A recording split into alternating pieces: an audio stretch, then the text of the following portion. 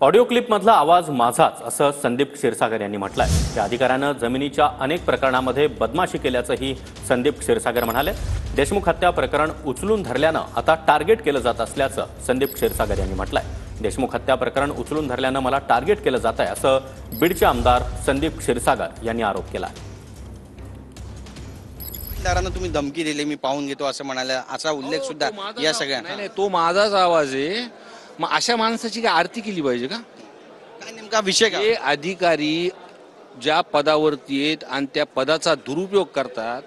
नायक तहसीलदार म्हणून तिथं ते आधी त्यांच्याकडे पद होतं, ते पद असताना तिथं जमिनीच्या खूप प्रकरणामध्ये त्यांच्या फेरफारोडण्यामध्ये त्यांनी खूप तिथं बदमाशी केलेली। हा एक नंबरचा म्हणजे हे पुरावा माझ्याकडे आलेला आहे। हे बघा, हे त्यांचं डिसॅबिलिटी सर्टिफिकेट आहे, अपंग सर्टिफिकेट आहे त्यांचं। 19/7/2021 ला हे बघा, त्याचा क्रमांक आहे तो 31309, बरोबर आहे।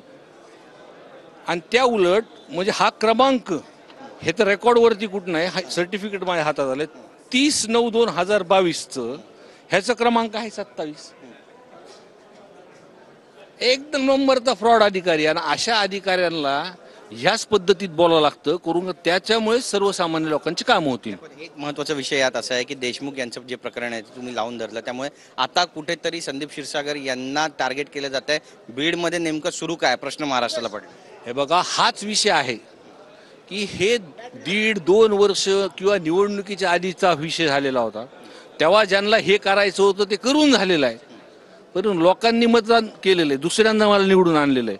आणि मुद्दाम काहीतरी या प्रकरणाहून डायव्हर्ट करण्याचा विषय। अचानक तुम्ही हे सगळ्या गोष्टी बघा की धसांना असतील किंवा प्रकाशदादांचं पण, दादा सोळुंकेचं तो सुद्धा जुना आहे। मग तुम्ही लक्षात आणलं पाहिजे कुठेतरी राजकारण होते। कॅमेरा पर्सन सिद्धेश नाईकचा गिरीश गायकवाड, TV9 मराठी, मुंबई।